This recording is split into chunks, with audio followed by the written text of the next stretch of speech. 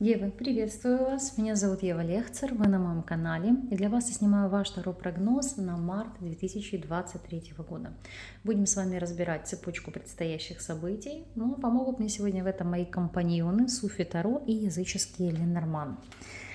Поэтому посмотрим, чем же вас порадует первый весенний месяц, какие события и перемены вам он принесет. Общая энергия месяца, что вас ожидает в плане работы, финансов, здоровья, вопросов личной жизни, а также рекомендации на месяц от карт. Сейчас выложу арканы, надеюсь, они вам хорошо видны. Приступим. Итак, общая энергия месяца. У вас здесь падает аркан сила. Ну, во-первых, это действительно обретение силы, обретение энергии, потому что вы будете ощущать в себе ту мощь, которая способна свернуть горы. Более того, сила – это активное восстановление. Ну, допустим, кто-то восстанавливается после здоровья, либо, в принципе, была какая-то негативная динамика лечения или какие-то сложные периоды, то вот эта вот энергия весны, она вам позволит обрести те силы, которых вам так не хватало. Будь то у вас там хроническая усталость, депрессивное состояние или просто эмоциональная измотанность. Опять же, сила – это желание приложить усилия для укрепления своего и иммунитета, и организма в целом. Кто-то будет активно заниматься физической нагрузкой, потому что здесь желание себя преобразить, подкорректировать какие-то, возможно, недостатки, то есть сделать себя более сильным.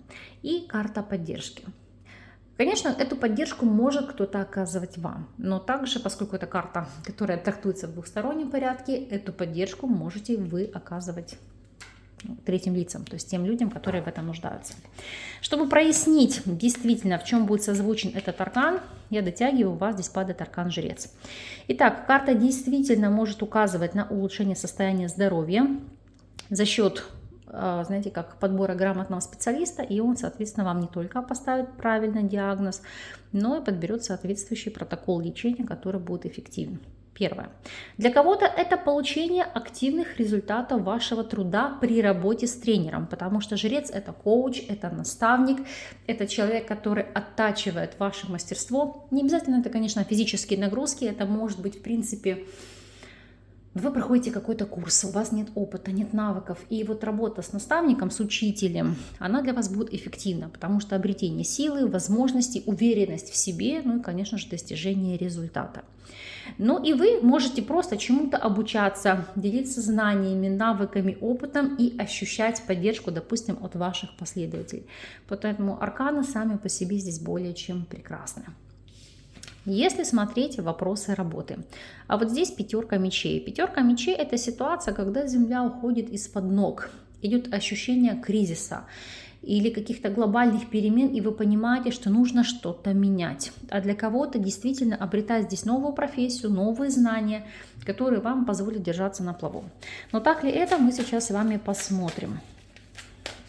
Итак, для тех, кто у нас по ряду причин не работает и работать не может. Здесь у нас ложится королева жезлов. Королева жезлов – это поддержка, может быть, родственницы, либо, допустим, ваших детей, если у вас уже зрелые дети, подруги. Потому что королева жезлов – это когда вас не бросают один на один с вашей проблемой. А вот смотрите, как созвучно. Здесь девушка и лев, а здесь девушка и кошечка, видите?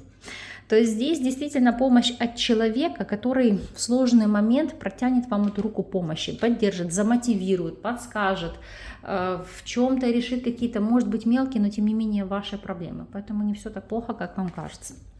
И если вы в статусе соискателя, пятерка мечей, и здесь падает карта умеренность, это понимание, что не нужно действовать шаблонно и искать работу по найму, которая, возможно, вас не устраивает, а получить те навыки и знания, которые вам позволят работать на самого себя, то есть быть свободным. Это работа фриланс или по удобному для вас графику, потому что умеренность, то есть вы сами для себя выстраиваете график рабочий и создаете себе комфортную жизнь, комфортные, знаете, как условия, в принципе, существования. Поэтому здесь это будет акцент над обретением этих крыльев, то есть над обретением тех знаний, которые вам помогут себя раскрыть и реализовать. Но трудоустройства пока по этим картам нет. Для тех, кто у нас является наемным работником, 5 мечей и рыцарь пентаклей – это застой. Это когда работа в тягость до тошноты. Это когда приходит осознание, что пора что-то менять. Это когда вы не видите просвета, когда от работы уже на психоэмоциональном уровне обостряются какие-то заболевания, либо появляются новые, потому что настолько она вам в тягость. Так вот здесь карты вам рекомендуют не медлить и не ждать, пока земля уйдет из-под ног, а уже готовить себе какую-то почву для перемен. То есть, может быть, подтянуть язык или получить те навыки, которые вам позволят перейти на ту работу, которая для вас будет более актуальна. Если же у вас свой собственный бизнес, то 5 мечей, 3 мечей, как бы это прискорбно не звучало, это либо потеря бизнеса вследствие каких-либо изменений, то есть боевые действия, либо вот, как мы видели ситуацию, да, в Турции, да, у кого-то посредством ситуации, связанной с землетрясением, разрушилось все и вся, нужно начинать с нуля. Для кого-то это будет выверенное решение закрывать тот бизнес, который не востребован, чтобы начинать нечто новое. Да, тяжело, да, больно, да, много усилий приложено, но для вас это будет наиболее верное и грамотное решение. У кого-то по связке этих карт это вы можете начать и инициировать процедуру банкротства. Если смотреть финансовую сторону вопроса, здесь у нас падает дочь чаш, ну или паж чаш. Могу сказать так, финансовое состояние здесь, знаете, как я не могу назвать здесь на прибыль. Здесь хватает только на закрытие базовых потребностей. То есть денег реально в обрез и очень-очень много обязательств. Но вы верите в светлое будущее. Вы понимаете, что ситуация изменчива и действительно удача вам улыбнется. То есть здесь, знаете, как отсутствие пессимизма, и это главное. Потому что по пажу чаш, по крайней мере, пусть какая-то, ну как мизерная прибыль, но она есть. И ресурсы есть, на которые можно рассчитывать. А остальное все приложится.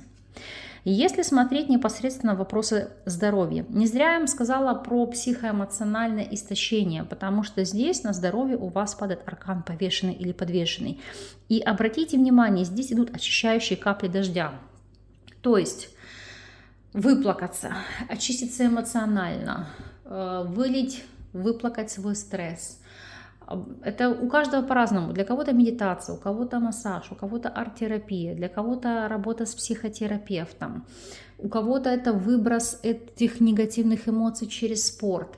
Но, тем не менее, ситуация идет улучшения. Единственный плюс по этим арканам, это, допустим, для кого-то через страдания, через сложный путь, это вопросы зачатия. Особенно кто этого хотел, кто к этому стремился.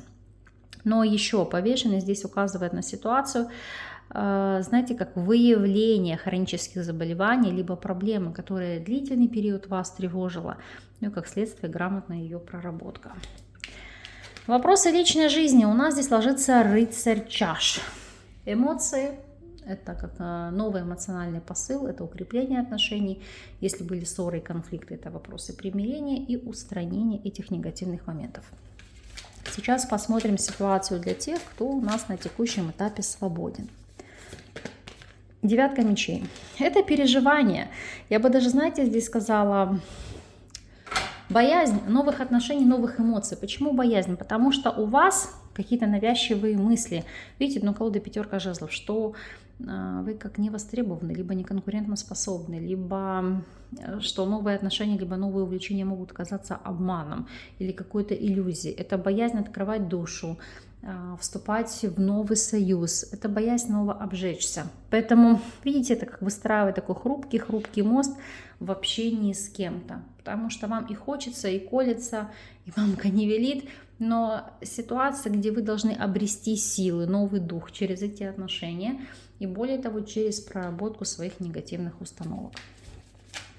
Если же вы у нас состоите в любовных треугольниках, какова здесь будет ситуация? Рыцарь чаши, 6 жезлов, ситуация победы. Это завоевать внимание, это всецело знаете, как поглотиться партнером или партнершей.